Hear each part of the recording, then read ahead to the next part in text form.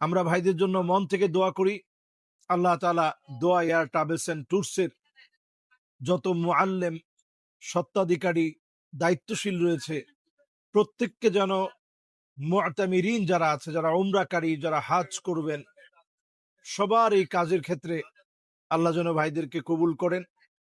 আল্লাহ যেন আমাদেরকে সহজভাবে, ভুলহীন ভাবে আল্লাহ যেন প্রত্যেকটা ইবাদত করার তৌফিক দান করেন। এবং আমরা হজের নিবন্ধনও চলছে।